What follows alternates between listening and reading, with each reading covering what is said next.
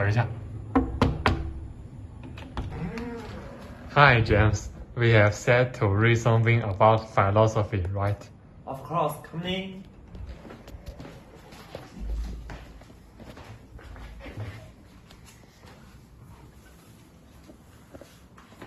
What is it? It's a book about national philosophy of China and American, and that's very thought-provoking. I'm reading it this day. Let's have a look.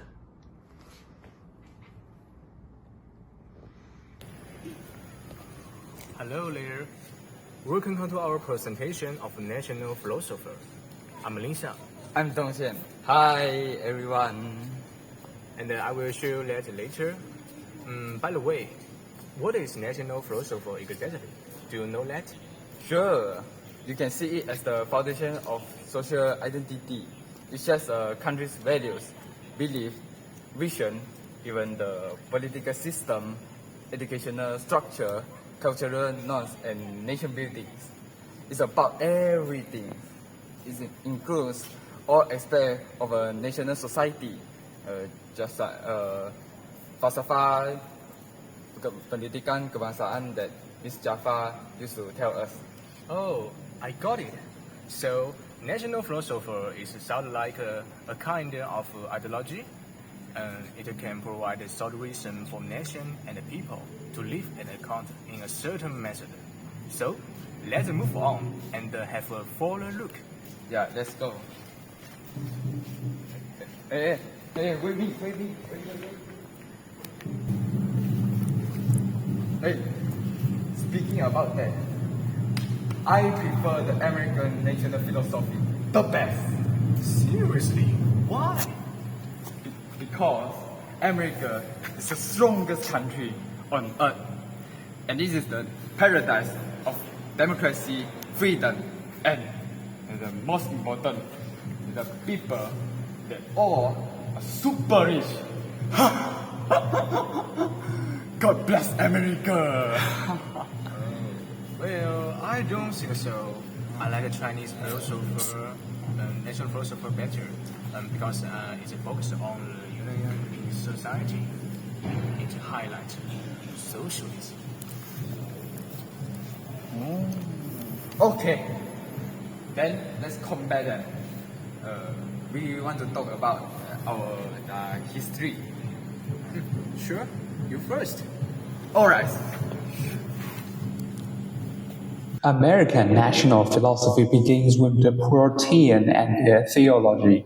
Different with the most of the Catholic nobles in Europe at that time, they believed that religion is just one part of life, but not the whole. As long as believing in religion in heart, people should have freedom to chase for wealth and happiness in real life. And they shouldn't be trapped in cumbersome religious precepts and hierarchy. That was called the justification by faith alone. Soon they become rich.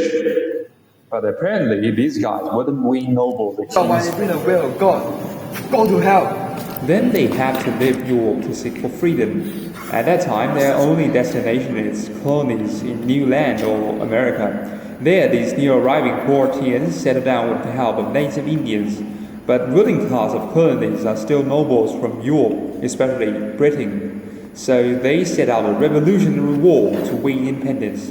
And then they brought out the Declaration of Independence, urging that God endowed all people with equal innate rights. And that's why people in America united together as a nation, because they want to prevent their personal rights from being violated. That is the origin of national philosophy and nationalism of America. Well, nevertheless, at first, they didn't regard the native and black people as human who want rights.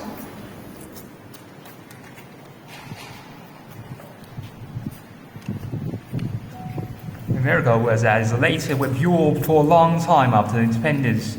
But in the coming history, American nation was growing up very fast since the intelligent ideas was much more progressive than the common monarchy in Europe at the same time. American national philosophy believes that people are born with equality and personal rights, which was rather different with the hierarchy Europe. Besides, the thriving industry revolution in America created lots of opportunities. So United States absorbed millions of European immigrants during the late 19th century. These immigrants not only offered power for the fast modernization in America, but also helped a lot in fostering a strong, modern and diverse American nation. They continue as the majority of population American nation until now. They also promoted a highly mixed cultural environment in US.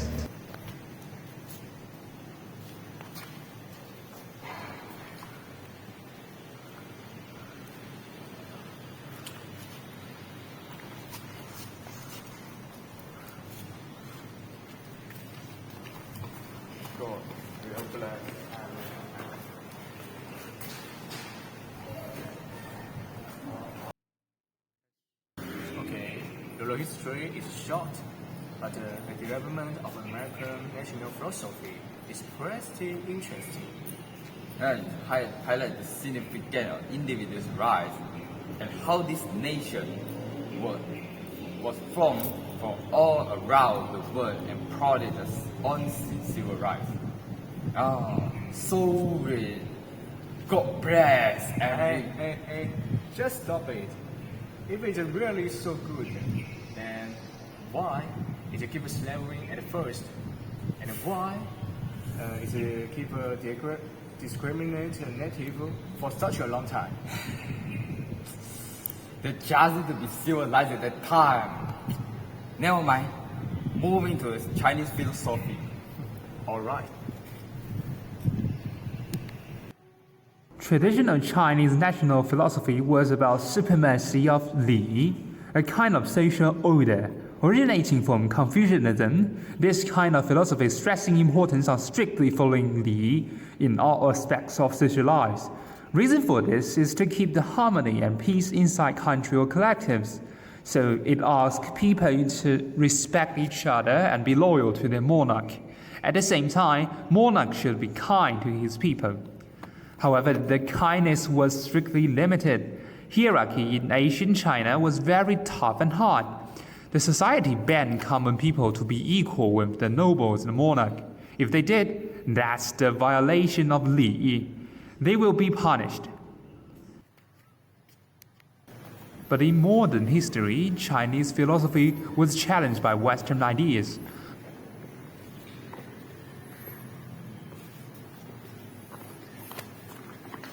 Following the invasion of Europeans, some people of insights criticized traditions and turned to Western philosophy.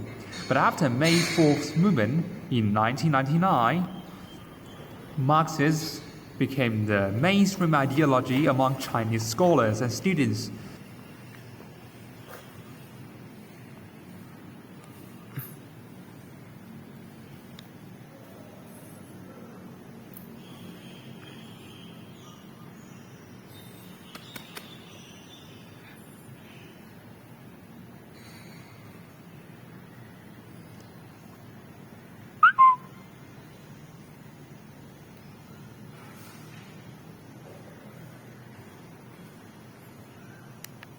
They eventually combine all the traditional and Western ideas together to the socialism ideology in China today.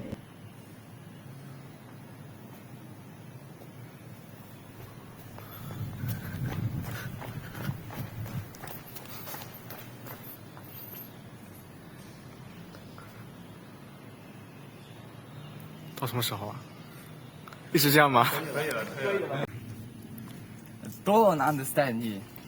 Chinese philosophy has been oppressing personal freedom for such a long time. That is so uncivilized. Actually, traditional Chinese philosophers have something problem like this, but it conquers in the process of modernization and learning. Besides, it still has something valuable to keep, such as collectivism and social harmonious. But what about all the custom? You were forced to play up to your leader in after the work drinks, and you are not like him at all. We do that. We do it. Even though you are still actually oppressed. Forget this. Speaking about that, do you find something differences and similarities in national building between two philosophies? In my opinion, I think that American philosophy try to unite people with the same wish of individuals' freedom. In China, however, for each nation by highlighting the central culture in the pure position of social harmony. Oh, but they do have some similarity, like pragmatism, right? Maybe. Who knows? I think we can ask someone else for answer. Okay. Their similarity is that they are all facing the challenges. You can see that both China and America form their strong nation by promoting its prosperity and attractive culture. That makes nations nearby overseas come to join them, but they now must deal with some problems. For US, the idea comes from fragmentation of society.